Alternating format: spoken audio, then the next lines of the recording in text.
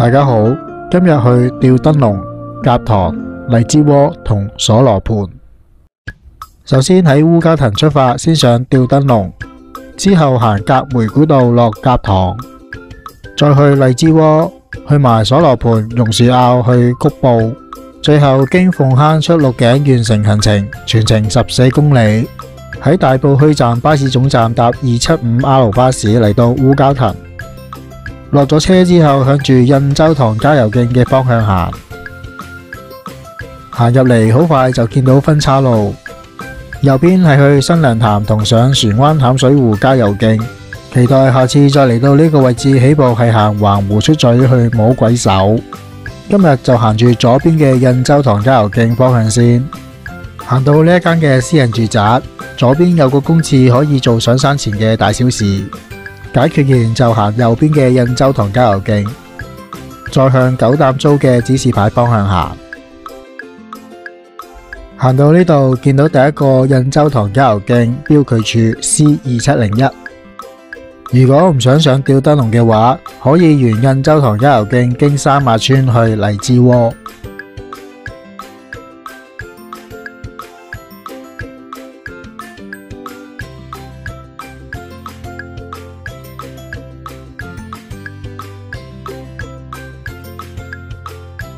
過埋條石橋之後，前行繼續印洲塘郊遊徑。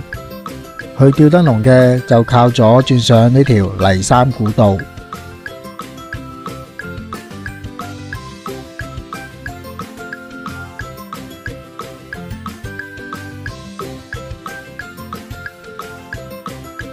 泥山古道嘅路況都係啲傳統郊遊徑嘅路。我哋喺呢條泥山古道行多500米左右，就會轉上吊燈籠嘅山路。面前呢一座就係吊燈籠啦。其實上呢個吊燈籠都有條比較容易嘅路上，就係鏡頭影住呢一條山脈啦。可以喺剛才公廁嗰邊方向經烏蛟騰郊遊徑轉上芬奇托嗰邊上，而我哋就由面前呢一邊上。喺呢邊上較快上到山頂，但係辛苦啲。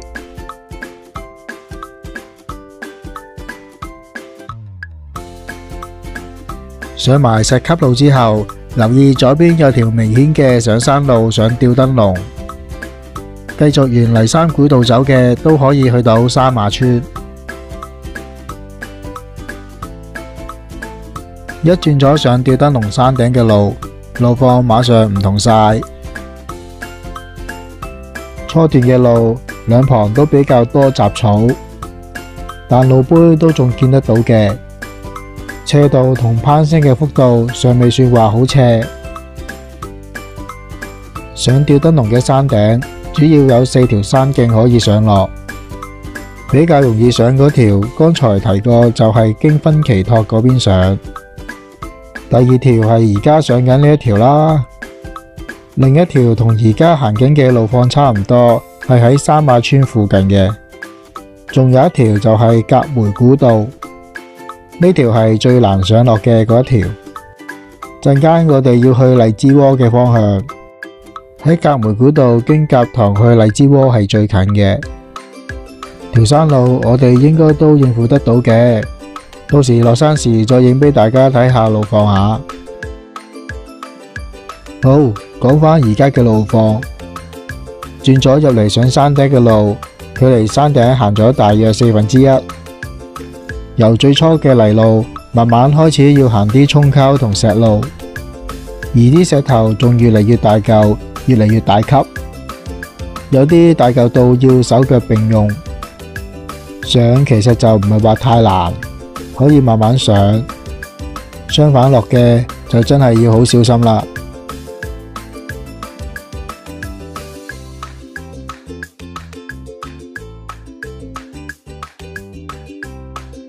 吊燈籠位於新界嘅東北部，屬於船灣郊野公園範圍。山頂可以俯瞰整個印洲塘嘅全景，沙頭角海及八仙嶺嘅方向。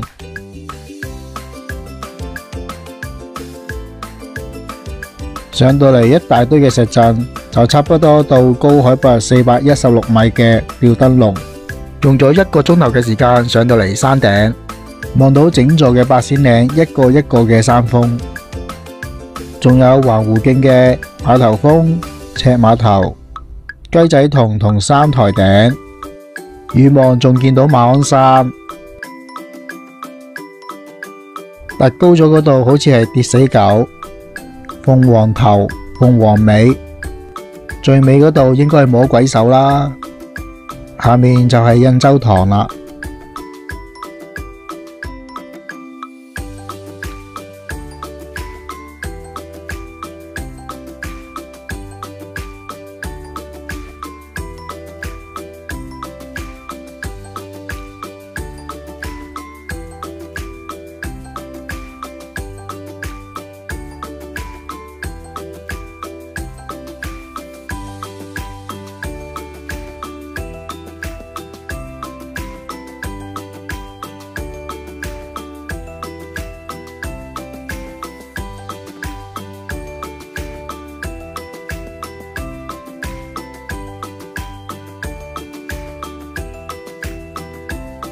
準備離開吊燈籠啦，呢邊方向係最容易落山嗰條，經分歧托，即係吊燈籠嘅副峰，落返去烏蛟騰。向住八仙嶺呢條就係我哋剛才上嚟嗰條啦，而向住印洲塘呢一邊就係落三馬村嘅。我哋行甲梅古道去甲塘，就喺呢邊最難嗰條。一踏入呢條甲梅古道，望落去覺得非常之陡斜，好在兩旁都有啲樹幹幫下手扶住落。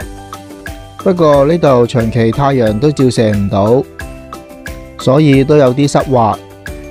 聽到古道就唔好以為好易行，條山徑只不過係通往甲塘同梅子林，所以先叫甲梅古道。成條甲梅古道都俾樹包圍，越行得落，條路非常之拗教。條路仲俾冧咗嘅樹阻路。之後我哋轉咗去隔籬條石澗行，點知越行就越唔對路，仲開始偏離咗路線添。雖然我哋已經喺條石澗度落咗數十米，為咗唔想同條路線偏離得太遠，而且地圖又冇顯示有條石澗可以落到去，所以我哋爬返上去一個比較接近嘅山路嘅位置，夾硬爆林爆返入去甲梅古道。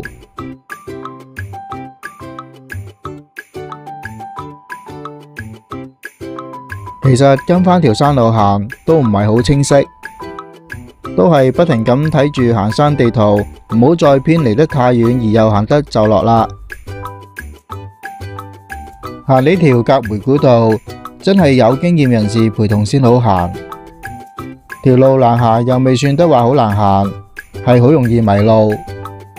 明明覺得似係路，但行到落去又唔係，其實條路係俾冧樹遮住，變相就越行越錯。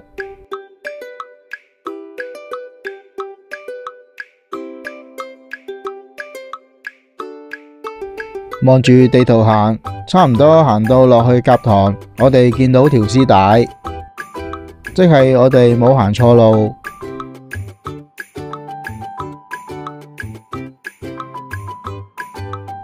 經過一輪嘅探險旅程之後，終於可以見返啲陽光，走出樹林，已經望到甲塘啲石屋。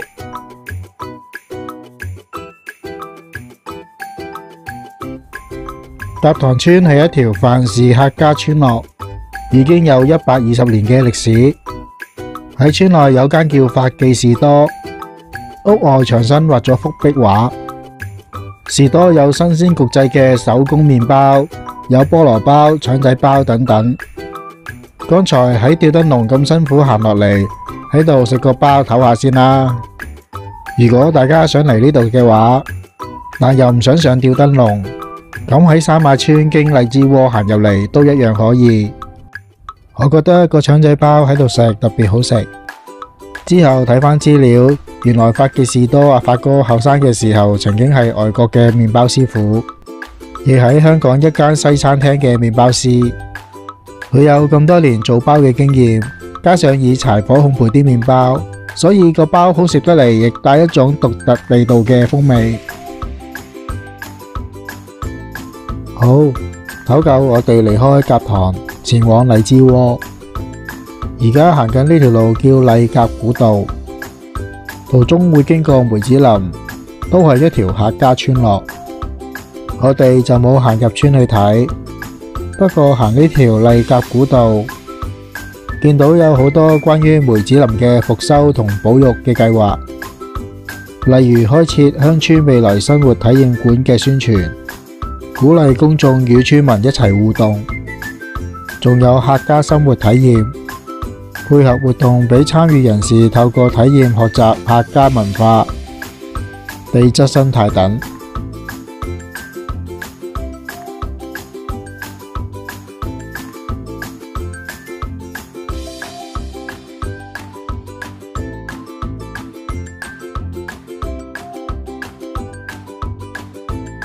接住好快就行到嚟荔枝窩。荔枝窩村更超過有300年歷史嘅客家古村落，喺17世紀由客家王氏同曾氏建立。村落以保存完整嘅圍村建築同豐富生態環境聞名。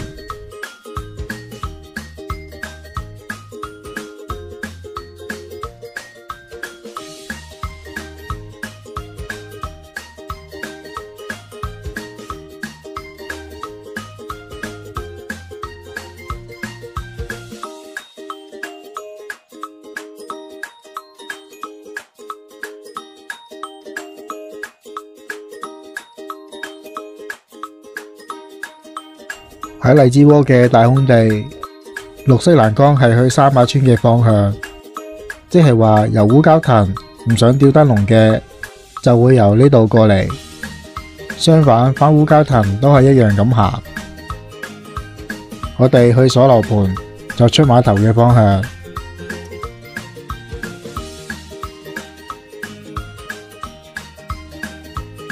沿住海邊行，經過荔枝窩碼頭。大約要行多2公里先會到鎖羅盆。我哋喺甲塘休息完之後，其後嘅路唔係石屎路就係啲一般郊遊徑嘅路。嚟呢度我主要都係想吊燈籠 Q 支標，分享上落吊燈籠嘅路況為主。只係行開呢一頭附近，而且鎖羅盆又未去過，所以行埋去睇下。由呢度開始，路況我唔多講，重點影下啲景就算啦。對出呢度就係印洲塘啦，前方係荔枝窩碼頭。船表我放喺度，通常係星期6日及逢假喺馬料水開出一班。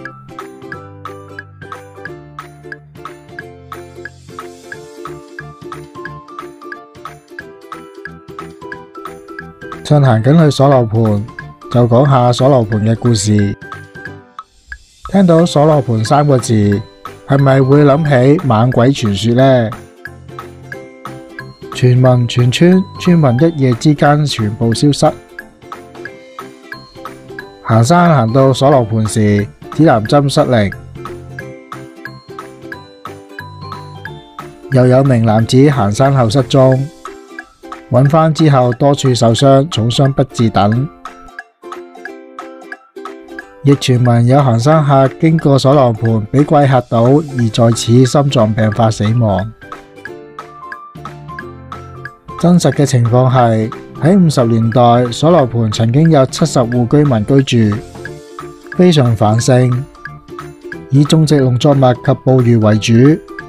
後來居民因交通不便及維持生計嘅問題而陸續離開。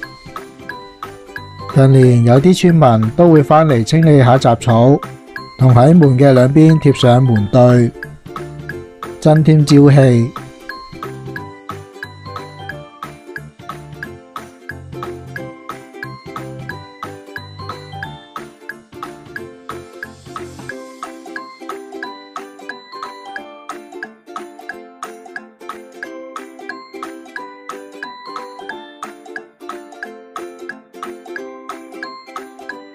去完所羅盤之後，我哋繼續前行，再行2公里路去榕樹坳，同再行多2公里去谷埔先休息，共4公里路。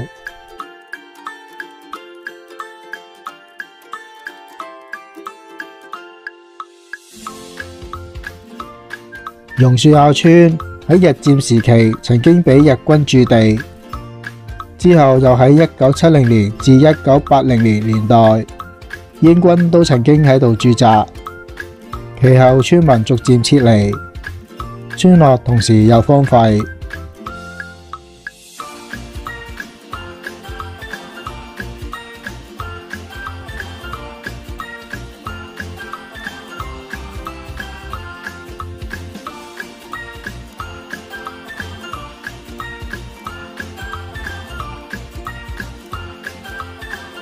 呢條村最特別嘅係有棵榕樹同一間荒廢咗嘅屋交織成4字屋。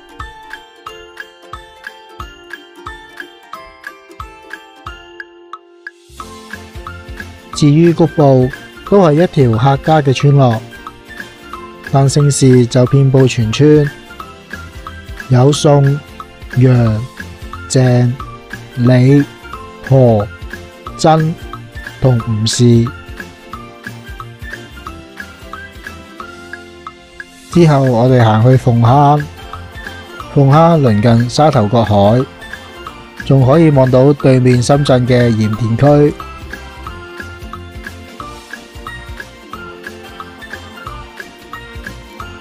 鳳坑原名叫楓坑，係鹿頸同谷埔之間嘅一條客家村落。當時村民以耕田、種植稻米、養豬同養雞為生。喺鳳坑村村口前有一大幅嘅蘆葦田，每逢踏入秋冬，即係而家呢一個季節，蘆葦田呢一度就會變成一大片嘅金黃色蘆葦花海。